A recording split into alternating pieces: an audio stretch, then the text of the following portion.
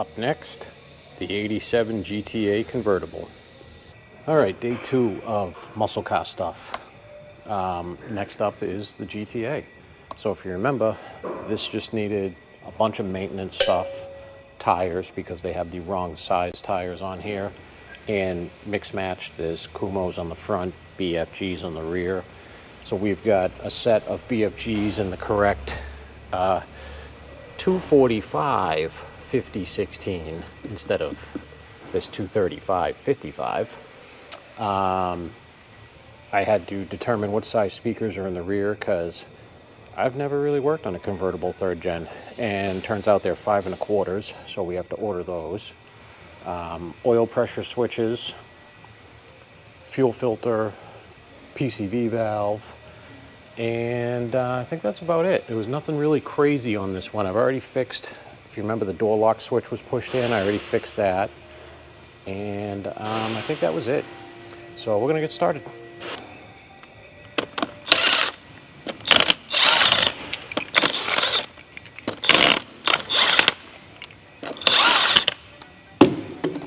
Uh-oh, wheel locks. I don't remember seeing the key inside of this. Okay, let's go take a look. Score, it was in the back of the car in the little side cubby. Awesome.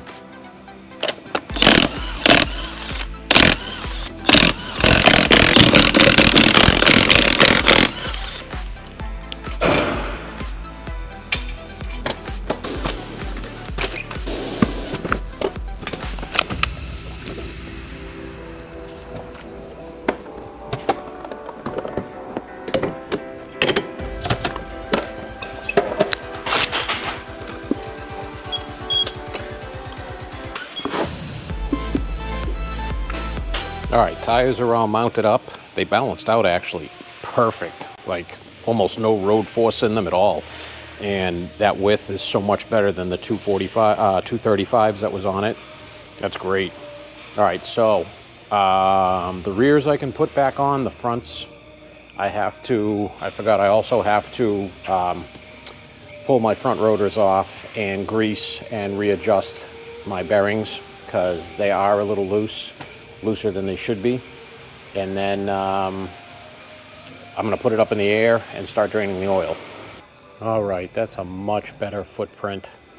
The correct size tires on there. Kind of just want to pull this whole exhaust on and put a Flowmaster on it, even though I hate Flowmasters, only because that's literally what everybody used back when these cars came out, because it really was the most popular brand at the time. All right, so now we're going to pull this drain plug and this oil filter, and while that stuff drains, I'm going to pull this fuel filter out and change that. Well, that was loud. So we're done underneath. I got to put some oil in it. We got to change that PCV valve out. I got to pull the cover off for the distributor back there on the back of the intake, the appearance panel, because then I have to put the oil pressure sender on that we have for that. All right, so now you can see with that appearance cover off, my oil pressure sender is right down there. Yeah, it's not the easiest to get to, but it's definitely not the hardest. So I'm gonna grab a wrench, pull that thing out of there, put the new one in. All right, that was no fun. And not because I was just replacing it. It was no fun because that's an aftermarket valve. And of course, tolerances aren't the same. And this diameter right here is bigger. And this valve goes into a right angle fitting. So I had to rotate the fitting in a way to be able to screw this in, because with the bigger diameter on that valve, it would be hitting the cylinder head, and it was just a major pain in the ass. But it's in there, and I already verified it works. And with that, it's lunchtime, and Sleepy wants to go to lunch. Hey, no? Don't even care. Okay. All right. So that gauge is sitting nice and steady and smooth now. We're all the way warmed up. Almost. I got to put gas in it. And this 9,800 mile 87 Trans Am GTA is ready for a buyer. So if you want one, pretty much the one, check us out on BachExotics.com, because this one's still for sale.